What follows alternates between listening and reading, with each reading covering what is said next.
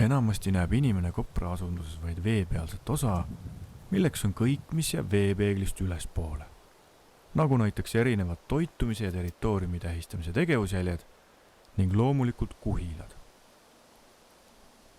Veepeeglist allapoole jääv maailm on aga saladuslik ja mitmekesine.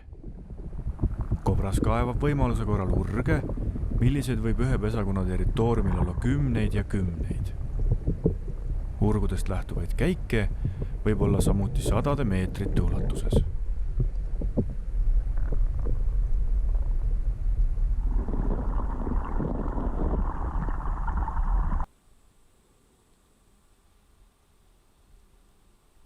Urgude ülesanne on loomadele kaitset ja peavarju pakkuda.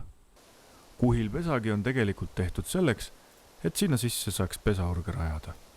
Kuhilpessa tehakse urud madalate ja üleujutatavate kallastega veekogudel.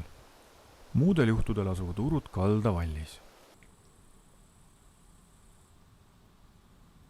Kui koprapesakond on oma elupaigas eksisteerimise lõpetanud ja vesi on alla langenud või siis alla langetatud, avaneb meile alles selle paiga tõeline olemus. Veekogu põhi on urgude kaevamisest tekkinud pinnase kuhjakesi täis, mida suuremad urusüsteemid, seda rohkem on pinnast välja kaevatud ja seda suuremad padjandid.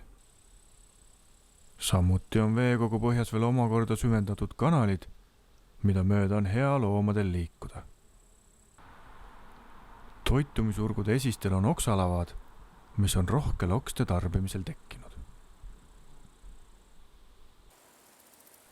Maha jäetud või maha võetud tammide juures on suurvesi sageli mööda murdnud ja tekitanud järsakud, milles saavad pesitseda jäälinnud ja kaldapääsukesed ning mis tekitavad sirgetele veekogudele lookeid.